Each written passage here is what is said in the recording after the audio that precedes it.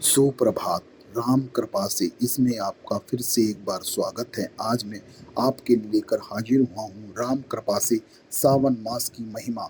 जब वर्षा की पहली फुहार धरती को स्पर्श करती है, जब सूखी मिट्टी से सौंधी सुगंध उठती है, जब वृक्ष हरियाली का वस्त्र धारण करते हैं, तब ऐसा प्रतीत होता है मानो स्वयं भगवान श्री राम की कृपा से प्रकृति भक्ति में डूब गई हो। सावन का महीना केवल वर्षा का समय नहीं, बल्कि आत्मा के जागरण, शिव आराधना और राम नाम के अमृत में डूब जाने का पावन अवसर है। भारतीय सनातन परंपरा में सावन को भगवान शिव का अत्यंत प्रिय महीना माना गया है, परंतु जो भक्त राम और शिव के अभिन्न संबंध को समझता है, उसके लिए सावन भगवान श्री राम की कृपा का भी अनुपम पर्व बन जाता है। गोस्वामी तुलसीदास जी ने स्पष्ट शब्दों में कहा है कि शिव और राम में कोई भेद नहीं है। जो शिव की भक्ति करता है वह राम की कृपा का पात्र बन जाता है, और जो राम नाम का आश्रय लेता है उस पर शिव की असीम कृपा बरसती है। शिव पुराण, स्कंद पुराण और अन्य अनेकों ग्रंथों में सावन मास की महिमा का वर्णन मिलता है। समुद्र मंथन के समय जब हलाहल विष निकला और संपूर्ण सृष्टि में हाहाकार मच गया, सारी सृष्टि संकट में पड़ गई, तब भगवान शिव ने करुणा से प्रेरित होकर उस विश्व का पान किया, और उस विश्व के प्रभाव से उनका सारा गला नीलकंठ हो गया और वे नीलकंठ कहलाए। देवताओं ने उन्हें शीतल जल अर्पित किया ताकि उनका ताप थोड़ा शांत हो सके और उनको थोड़ी ठंडक अनुभव हो सके। तभी से जलाभिषेक की विशेष परंपरा सावन मास में अत्यंत फलदायी मानी जाने लगी।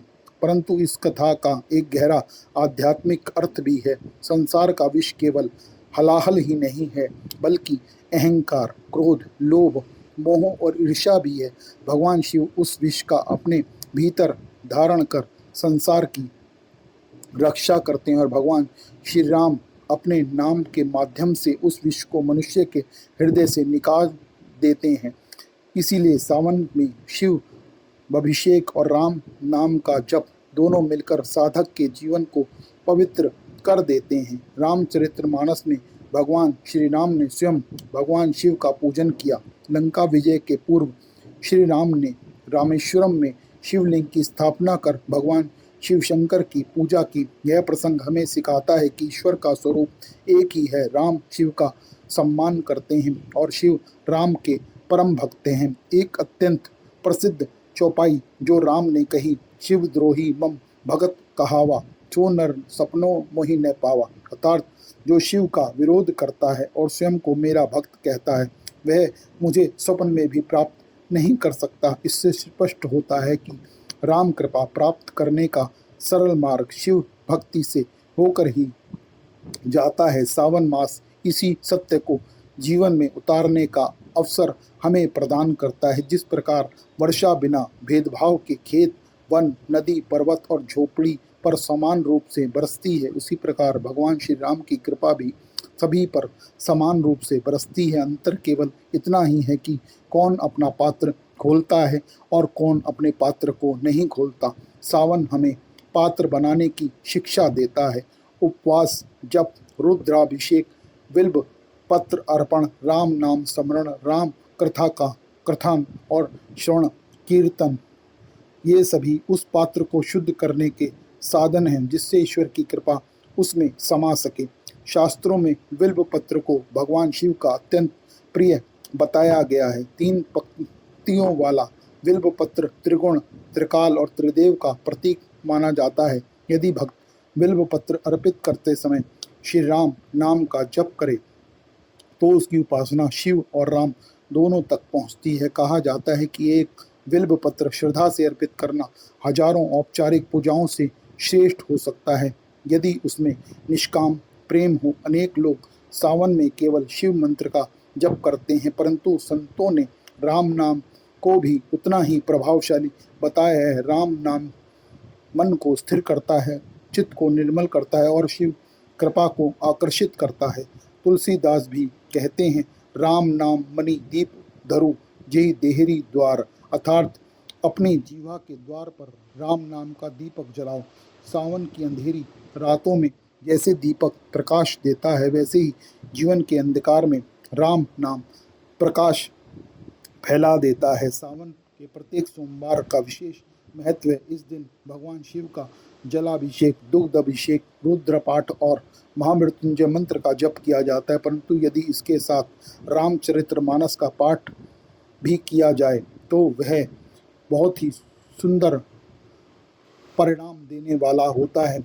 कम से कम सुंदर कांड का श्रवण तो करना ही चाहिए, तो साधक को उसकी साधना का पूरा फल प्राप्त हो जाएगा। क्योंकि हनुमान जी शिव जी के अंशावतार हैं और राम के परम भक्त।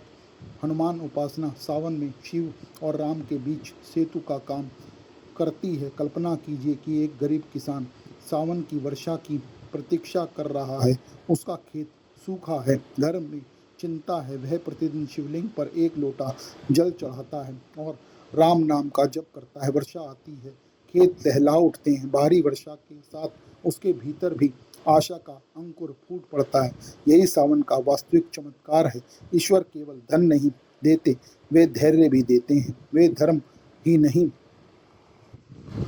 आपके मन में अटूट विश्वास भी कायम करते हैं। वे केवल वर्षा ही नहीं देते, वे विश्वास भी देते हैं, और विश्वास ही जीवन की सबसे बड़ी संपत्ति है। सावन हमें 5 मुख्य शिक्षाएं देता है कि विनम्र बनो, जैसे वृक्ष वर्षा में झुकते हैं। शुद्ध बनो, जैसे वर्षा धरती को धो देती है। प्रेम करो, जैसे बादल सब पर समान बरसते हैं। जप करो, क्योंकि नाम ही कलयुग का आधार है। शिव और राम में भेद मत करो, यही सनातन का सार है। बहुत लोग पूछते हैं कि राम कृपा कैसे प्राप्त करें। उत्तर सरल है, अहंकार छोड़कर शरणागति अपनाइए। सावन का महीना शरणागति का महीना है। जब भक्त कहता है, प्रभु मैं आपका हूँ, तभी कृपा का द्वार खुलता है। राम कृपा कभी व्यर्थ नहीं जाती।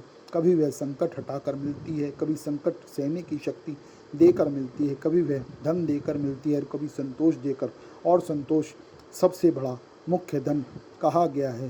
सावन मास केवल पंचांग का एक महीना नहीं, बल्कि ईश्वर के निकट आने का निमंत्रण है। भगवान शिव की आराधना और भगवान श्री राम के नाम का स्मरण दोनों मिलकर जीवन को पवित्र, शांत और आनंदमय बना देते हैं। जब भी सावन की वर्षा होती है, एक क्षण रुककर यह अनुभव आपको अवश्य करना चाहिए। यह केवल जल नहीं, प्रभु की कृपा बरस रही है, जो बूंदों के माध्यम से हमारे जीवन को पावन कर रही है।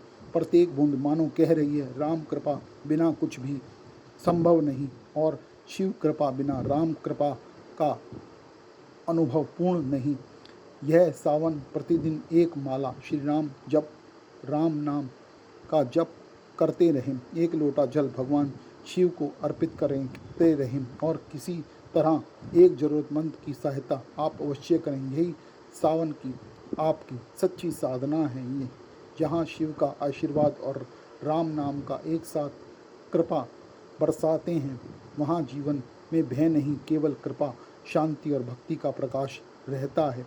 यही इस मास की महिमा है, जो कि आपके जीवन में शांति और सद्भावना भर देगी और आपका जीवन धन्य हो जाएगा। आप पर शिव और राम की कृपा ऐसे बरसेगी जो कि आपको धन्य कर देगी और आपका जीवन सफल हो जाएगा। तो आपको आज का यह प्रसंग कैसा लगा, यह हमें कमेंट में ज़रूर बताएं, और अगर यह प्रसंग आपको पसंद आया हो तो हमें आप कमेंट कर ज़रूर बताएं, और वीडियो को लाइक और चैनल को सब्सक्राइब जरूर कीजिए। हर हर महादेव, हर हर महादेव, हर हर महादेव। जय श्री राम, जय श्री राम, जय श्री राम।